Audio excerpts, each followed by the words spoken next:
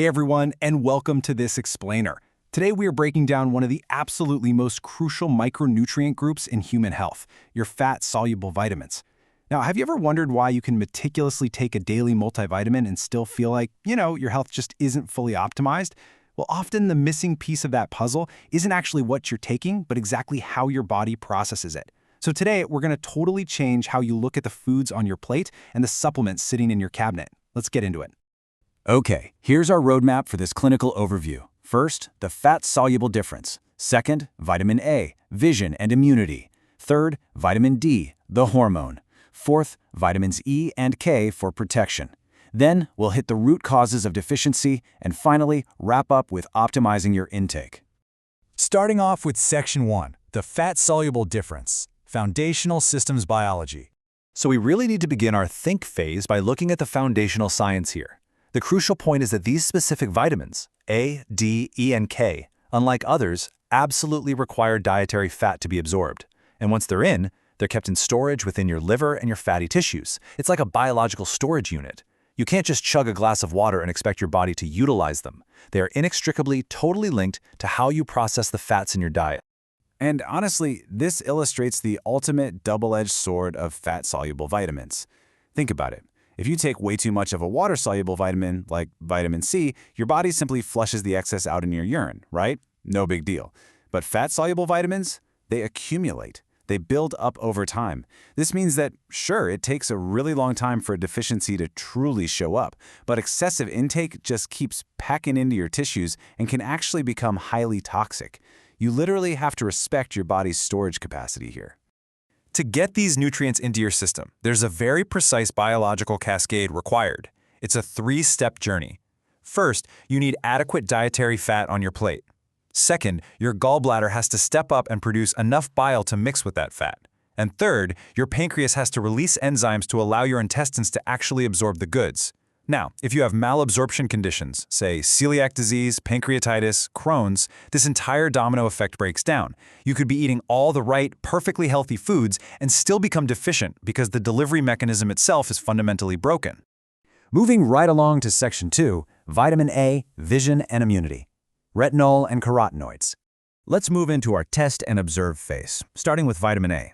This powerful nutrient comes in two main forms. You've got retinol, straight from animal foods like liver and egg yolks, and then you have carotenoids like beta-carotene, which you'll spot in brightly colored plants like carrots and sweet potatoes.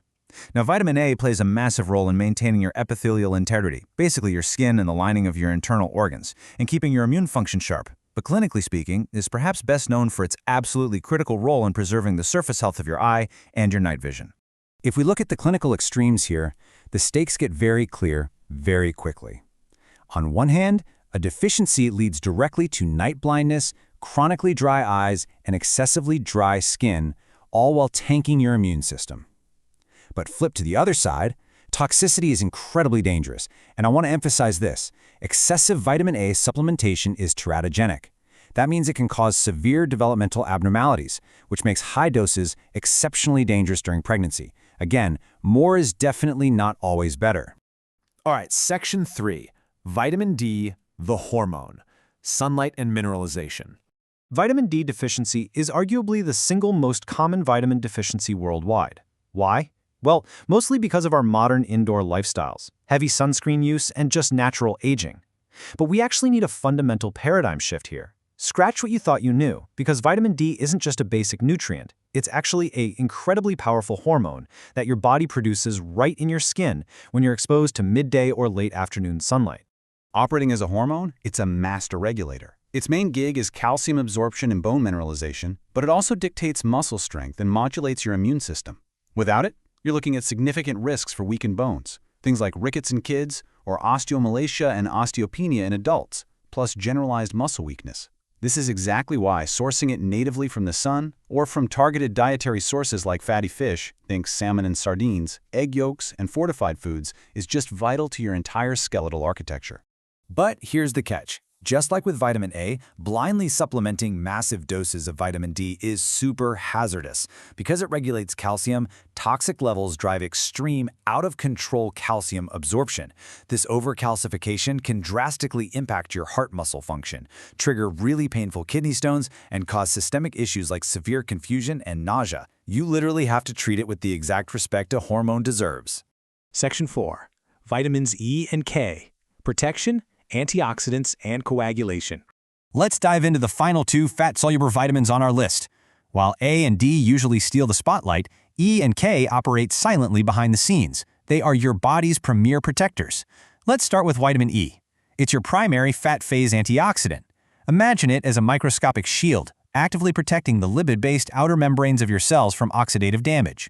You can easily get it from almonds, sunflower seeds, avocados, and olive oil. Now, true deficiency is pretty rare, but if you have severe fat malabsorption, it can lead to neuropathy, nerve damage, and hemolysis, which is your red blood cells breaking down. On the toxicity front, popping high-dose vitamin E supplements can dangerously increase your bleeding risk. This is a massive deal if you're already taking blood-thinning meds like warfarin, rivaroxaban, or even just a daily aspirin. Which leads us perfectly into vitamin K, basically the master of blood and bone logistics. It's split into two main forms, plant-based K1, which you get from leafy greens like kale and spinach, and K2 from animal sources, eggs, certain cheeses, and fermented foods like natto. Vitamin K is totally essential for two massive jobs. First, it activates your body's clotting cascade. Second, it activates proteins like osteocalcin, which meticulously regulates exactly where calcium gets deposited, meaning it pushes it into your bones rather than letting it calcify your arteries. Looking at the clinical outcomes, a deficiency causes easy bruising and dangerous bleeding tendencies. In fact, this risk is exactly why newborns routinely get a vitamin K injection right at birth. But clinically speaking, vitamin K's clotting power is so potent that it actually operates as a direct antagonist to certain blood thinners. In an emergency setting, ER doctors literally use it as a targeted, life-saving therapy to reverse warfarin toxicity and get a patient's blood clotting again. It's that strong. Let's move to Section 5, Root Causes of Deficiency, Diagnostic Reasoning. Now that we deeply understand what these four vitamins do, let's pivot, because in clinical practice, and honestly, in your own life, these deficiencies are rarely just bad luck. They are almost always red flags pointing to a deeper systemic issue, and it usually boils down to just four main functional problems. If you can identify the problem, you can actually fix the root cause instead of just playing whack-a-mole with symptoms. The four main culprits are poor intake, poor absorption, increased requirement, or chronic disease. So let's apply this. Say you have low vitamin D. That might simply mean you're not getting enough sunlight or your diet is lacking. But low vitamin K? That could suddenly reflect a recent round of heavy antibiotics that wiped out the healthy gut bacteria helping to produce it. Low vitamin A or E? You have to immediately start thinking about malabsorption issues or chronic gastrointestinal diseases. It's all about connecting those dots. Finally, Section 6. Optimizing your intake. The clinical takeaway. Look, all this biological data is incredibly fascinating, but it's only useful if we focus on how to apply it to your daily life. And there is one foundational rule of preventative medicine we have to remember. More supplementation is not always better. Because the toxicity risk is uniquely high with fat-soluble vitamins. Remember, they cack away in your tissues. We have to respect this core principle. You simply cannot out-supplement a diet that fundamentally lacks the delivery mechanisms your body evolved to use. So, instead of obsessing over pill bottles, a food-first approach is usually your best path forward. It's all about synergy, right? Include quality dairy or fortified fat alternatives. Eat whole eggs and fatty fish. Fill your plate with a vibrant mix of leafy greens and bright orange vegetables. And crucially, think back to that absorption cascade we talked about earlier.